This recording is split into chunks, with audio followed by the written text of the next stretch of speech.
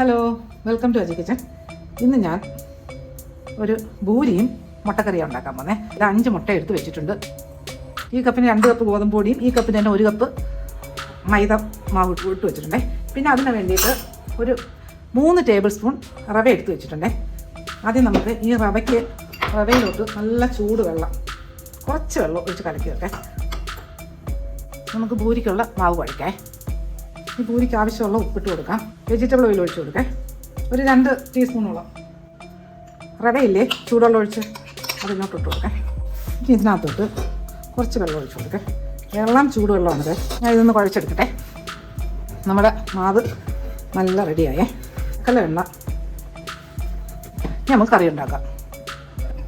കുറച്ച് വെളിച്ചെണ്ണ ഒഴിച്ച് കൊടുക്കാം. കാശ്മീരി മുളക് ഇട്ട് കൊടുത്ത്, പിന്നെ 1 ടീസ്പൂൺ പെരിഞ്ജീരകം, 1/4 ടീസ്പൂൺ കുരുമുളക്, 1 ഏലക്ക, 1/2 ടീസ്പൂൺ മല്ലി, പിന്നെ ചെറിയ 3 തണ്ട് പട്ട, പിന്നെ 2 ഗ്രാമ്പു, പിന്നെ 1 ശകലം ജാതിപത്രി. ഇതെല്ലാം കൂടെ ഇതിനകത്ത് ഇട്ട് കൊടുക്കാം. ഇതുപോലെ ഇത് ഷെയർ ചെയ്യാൻ മറക്കല്ലേ. 1 തണ്ട് കറിവേപ്പില ഇട്ട് കൊടുത്ത്, 9 അല്ലി വെളുത്തുള്ളി ഇട്ട് കൊടുത്ത്, പിന്നെ ഇത്രയും പോകുന്ന ഒരു ഇഞ്ചി, 4 പച്ചമുളക്. ഇതിനകത്തോട്ട് ഒരു 3 സവാള അരിഞ്ഞത് അത് ഇട്ട് കൊടുക്കാം. ഇതെല്ലാം നല്ലതുപോലെ ഒന്ന് വഴറ്റിയെടുക്കാം. തക്കാളി വെച്ചത് ഒരു വലിയ തക്കാളിയാണ്, അത് ഇട്ട് കൊടുക്കാം. നമ്മളിപ്പം വാട്ടി വെച്ചിരുന്ന ഉള്ളി, തക്കാളി, മസാലയൊക്കെ ഇല്ലേ, അത് ഈ മിക്സിയുടെ ജാറിലോട്ടിട്ട് ഒന്ന് അരച്ചെടുക്കാം. ഓക്കെ, നമ്മുടെ മസാല നല്ലതുപോലെ അരച്ചിട്ടിട്ടു. ഇതിനകത്ത് വെള്ളമൊന്നും ഒഴിക്കാതെ വേണം അരച്ചെടുക്കാൻ. ഈ ചൂടായ കടായിലോട്ട് ഒരു 2 ടേബിൾ സ്പൂൺ വെളിച്ചെണ്ണ ഒഴിച്ച് കൊടുക്കാം. 1 ടീസ്പൂൺ കടുക് ഇട്ട് കൊടുത്ത്, ഈ പൊട്ടിയ കടുകിലോട്ട് 2 തണ്ട് കറിവേപ്പില ഇട്ട് കൊടുത്ത് ഈ കുറച്ചിട്ടുണ്ട്. ഇനി ഇതിനകത്തോട്ട് ഇപ്പം നമ്മൾ ടേസ്റ്റ് ആക്കുന്നതൊക്കെ ടീസ്പൂൺ കാശ്മീരി ചില്ലി പൗഡർ ഇട്ട് കൊടുത്ത്, 1/2 ടീസ്പൂൺ മഞ്ഞൾപ്പൊടി ഇട്ട് കൊടുത്ത്, ഇതിലോട്ട് നമ്മളിപ്പോൾ റെഡിയാക്കി എടുത്ത മുട്ടയില്ലേ അത് ഇട്ട് കൊടുക്കാം. ഇതിനകത്തോട്ട് ഈ മിക്സിയുടെ ജാറ് കഴുകിയിട്ട് കുറച്ച് വെള്ളം ഒഴിച്ച് കൊടുക്കാം.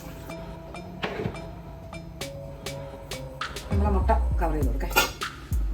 4-5 മിനിറ്റ് കഴിഞ്ഞു. കുഴച്ച് വെച്ച മാവില്ലേ അതിൽ നിന്ന് ഭൂരിക്ക് ആവശ്യമുള്ള ഭൂരിക്ക് മാവ് കുറേ ശരിയെടുക്കത്തുള്ളൂ.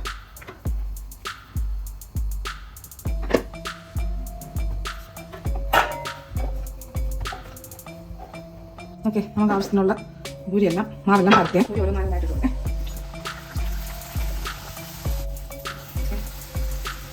നമ്മളെ ഭൂരിയും റെഡി, മുട്ടക്കറിയും റെഡി. ഞാനിതെല്ലാം കൂടെ ടേസ്റ്റി ആയിട്ടുള്ളൊരു മുട്ടക്കറിയാണ്.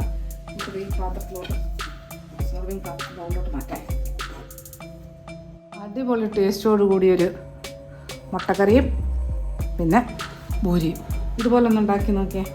ഇതിൻ്റെ ഫീഡ്ബാക്ക് പറയാൻ മറക്കല്ലേ. അടുത്ത വീഡിയോ ആയിട്ട് അടുത്ത ദിവസം.